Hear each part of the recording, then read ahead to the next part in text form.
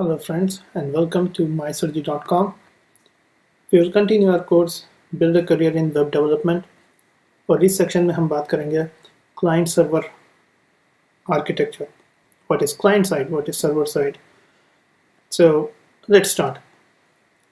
So we have a computer और जहाँ पर हम ब्राउज़र में कुछ भी एक वेबसाइट टाइप करते हैं on the internet और इंट्रानेट. हमारे पास इंट्रानेट है, हमने ब्राउज़र में टाइप किया कोई भी वेबसाइट, तो हम क्या एक्सपेक्ट करते हैं. फॉर एग्जांपल मैंने टाइप किया mysurgery.com, तो ओवर द इंटरनेट एक रिक्वेस्ट जाती है which we call HTTP request. HTTP is just a protocol. It is hypertext transfer protocol. It goes to a web server. Well, now web server can be anywhere, but the request will go to a web server over the internet or intranet, और वो एक response मिलता है उसको. तो web server एक कुछ भी आंसर करेगा आपके रिक्वेस्ट का and you will receive a document, एक पेज दिखेगा. This is the simple architecture. So this is how it works. एक रिक्वेस्ट जाती है वेब सर्वर के पास या एप्लीकेशन सर्वर के पास, वो एक रिस्पॉन्स करता है. This is simply client and server communication. But जो इम्पोर्टेंट कॉन्सेप्ट है कि फॉर एग्जांपल मैंने mysurgery.com टाइप किया ब्राउज़र पर. अब क्वेश्चन ये है कि इंटरनेट को कैसे पता है कि उससे कहाँ जाना है, क्योंकि mysurgery.com में तो कोई एड्रेस है ही नहीं. It's just a name. This is where ISP comes. ISP is internet service provider, जिससे भी आपने कनेक्शन दिया हुआ है. सो इंटरनेट इसीलिए बोलते हैं ना कि सब कुछ कनेक्टेड है, वो चाहे आप इंडिया में हो, US में हो, ऑस्ट्रेलिया में हो, कहीं भी हो, क्योंकि ये ISPs एक डिक्शनरी मेंटेन करते हैं, एक रजिस्ट्री मेंटेन करते हैं, और वो रजिस्ट्री को हम बोलते हैं DNS, डोमेन नेम सिस्टम. और जब भी कोई अपनी वेबसाइट रजिस्टर करता है वो इस डोमेन नेम सिस्टम में रजिस्टर हो जाती है. इसीलिए अगर कोई डोमेन ऑलरेडी रजिस्टर्ड है तो आप उसको फिर से नहीं ले सकते. तो let's talk about this. mysurgery.com हमने रिक्वेस्ट किया अपने ब्राउज़र से, वो गया इंटरनेट सर्विस प्रोवाइडर के पास, और ISP बोलता है कि मुझे नहीं पता व्हाट इज़ mysurgery. तो वो चेक करता है DNS से, क्योंकि जो टेक्निकल टर्मिनोलॉजी में नेटवर्क काम करता है उसको नाम से कोई मतलब नहीं रहता. उसको जो मतलब रहता है एड्रेस से, और वो एड्रेस रहता है IP एड्रेस. उसको चाहिए IP एड्रेस. तो वो DNS से रिक्वेस्ट करता है कि क्या इस डोमेन के लिए तुम्हारे पास IP एड्रेस है. और अगर डोमेन के पास होता है, DNS में रजिस्टर्ड है, तो वो IP एड्रेस रिटर्न करता है ISP को. तो अब आपका सर्वर, ये IP एड्रेस आपका सर्वर IP एड्रेस है जहाँ पर आपकी वेब एप्लीकेशन है. तो ISP अब आपसे डायरेक्ट बात करेगा, डायरेक्ट उस सर्वर को कनेक्ट करेगा, उससे पूछेगा डू यू नो कि यूज़र ने जो ये पेज रिक्वेस्ट किया है क्या तुम्हारे पास है. और वो सर्वर जो भी रिस्पॉन्स देता है वो रिस्पॉन्स फिर आपके क्लाइंट के पास आता है. That is mysurgery. So it will send a document. एक HTML डॉक्यूमेंट होगा, JavaScript फाइल्स होगी, CSS होगा, कुछ इमेजेस होंगी. It can be anything. और फिर आपको आपके ब्राउज़र पर वो पेज प्रॉपरली दिखता है.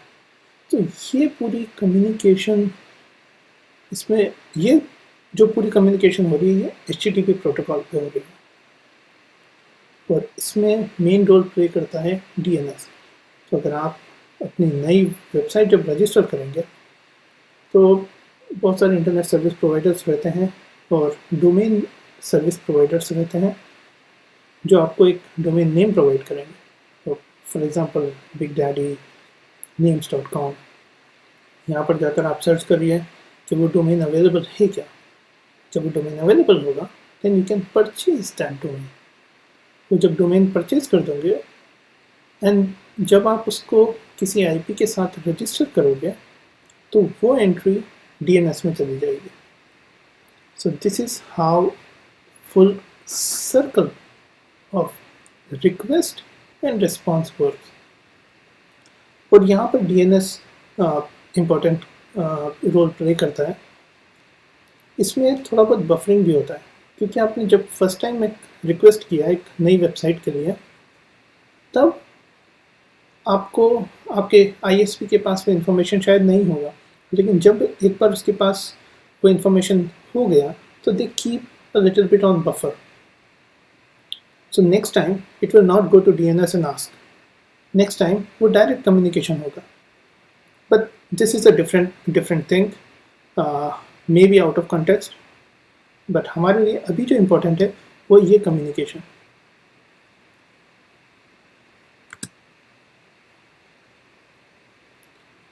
अभी हमने बात की एक रिक्वेस्ट जाती है, रिस्पॉन्स जाती है, रिस्पॉन्स आता है, तो what is this request and response? So request and response is एक वे ऑफ कम्युनिकेशन है कि क्लाइंट और सर्वर किस तरह से बात करते हैं।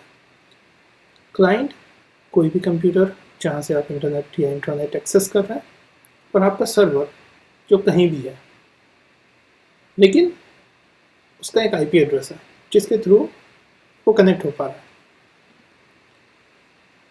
हम फिर से वही एग्जांपल लेंगे। मेरी एक वेबसाइट है mysearch.com, ओवर द इंटरनेट और इंट्रानेट। जैसे ही मैं अपने ब्राउज़र में टाइप कर रहा हूँ mysearch.com, एक रिक्वेस्ट जाती है सर्वर पर। वो रिक्वेस्ट एक पर्टिकुलर फॉर्मेट में होती है और फिर सर्वर उसका एक रिस्पॉन्स देता है।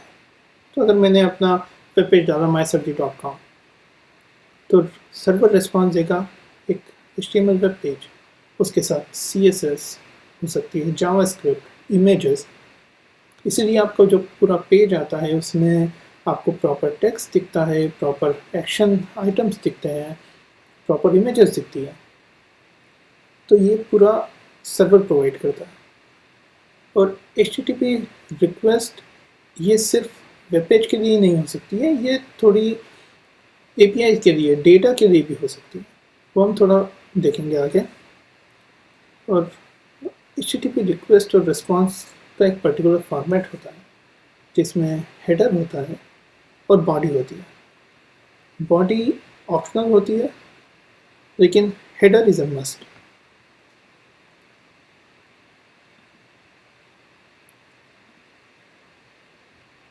सो ये एक एग्जांपल है HTTP रिक्वेस्ट का। जब भी रिक्वेस्ट जाती है तो आप देख सकते हैं यहाँ पर रिक्वेस्ट टाइप इज गेट।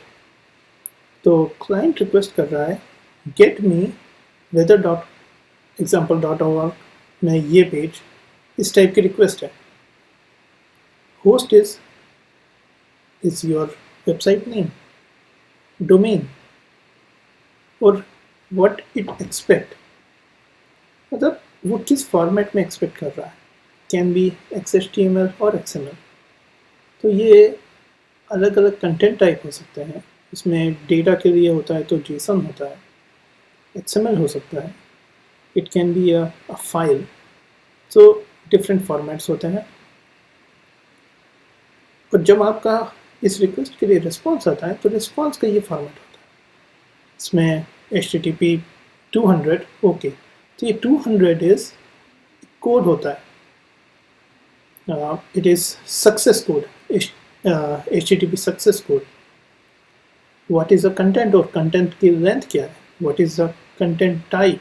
तो आपको रिस्पॉन्स में वो सब चीज़ें मिलती हैं, और ये चीज़ें ब्राउज़र को हेल्प करती है कि आपका कंटेंट किस तरह से डिस्प्ले हो रहा है। अगर कंटेंट टाइप नहीं है तो ब्राउज़र को ये नहीं पता लग पाएगा कि किस तरह की चीज़ आ रही है। तो अगर फॉर एग्ज़ाम्पल अगर ब्राउज़र एक्सपेक्ट कर रहा है कि कुछ HTML रिस्पॉन्स आया, तो उसको वो HTML पेज को रेंडर करना है, लेकिन अगर उसको नहीं पता है कि वो किस तरह का है, तो he will not be able to do it anything. इस एग्जांपल में रिस्पॉन्स एक HTML डॉक्यूमेंट है, एक HTML पेज है, तो कुछ कंटेंट डिस्प्ले होगा। And then we have different codes. तो मैंने यहाँ पर बात की 200 means 200 is what, it is success code. तो ये HTTP स्टैंडर्ड है जिसमें डिफरेंट कोड्स रहते हैं। हर रिस्पॉन्स का एक अपना पर्टिकुलर कोड होता है। तो लाइक अगर रिस्पॉन्स किसी हंड्रेड्स में है, लाइक 101, 102 या 100, तो it means it is informational, just एक इंफॉर्मेशन आएगी। 200 मीन्स सक्सेस, आपने जो रिक्वेस्ट की थी वो सक्सेसफुली प्रोसेस हुई है।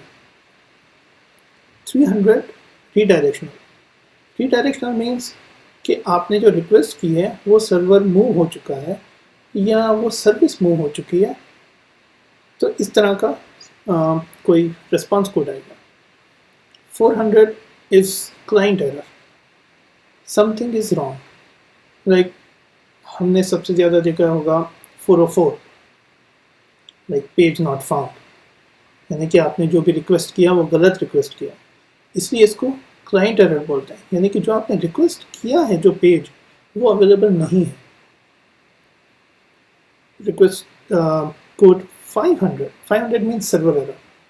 सर्वर एरर मतलब आपने जो रिक्वेस्ट किया वो तो करेक्ट है, आपने जो भी पैरामीटर भेजे वो सब करेक्ट है, लेकिन सर्वर में कुछ प्रॉब्लम है, या तो सर्वर डाउन हो गया है, या सर्वर एरर आ गया है, या कोई भी कोड था उसमें एक्सेप्शन आ गया है।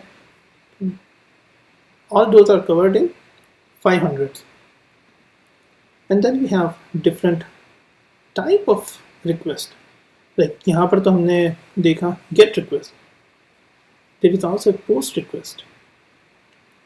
Put और delete भी दो तरह की होती हैं, लेकिन सबसे ज़्यादा जो यूज़ होता है वो get और post होता है। तो आपको ये पूरी कम्युनिकेशन, जो क्लाइंट और सर्वर की कम्युनिकेशन है, और प्लस HTTP किस तरह से काम करता है, क्या कोड्स होते हैं, किस टाइप की रिक्वेस्ट होती है, सो ये आपको इसकी अंडरस्टैंडिंग बहुत ज़रूरी है।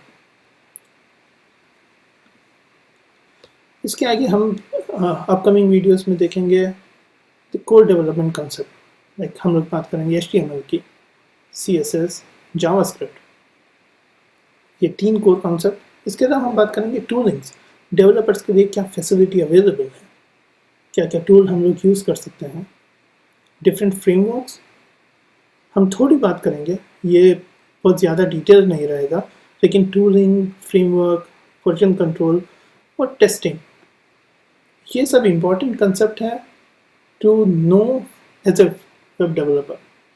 तो इनकी हम थोड़ी थोड़ी बात करेंगे और मैं आपको बताऊंगा क्या क्या इम्पॉर्टेंट है आपको वर्कआउट करने के लिए। तो आप उन सब टॉपिक्स पर सर्च कर सकते हैं, उनको पढ़ सकते हैं, but at the end of the day आपको अगर इन सब का नॉलेज नहीं है, अच्छा नॉलेज नहीं है, तो you are not a web developer yet. Okay, so we will talk about this in upcoming lectures, so stay tuned. We'll talk about all these things in detail.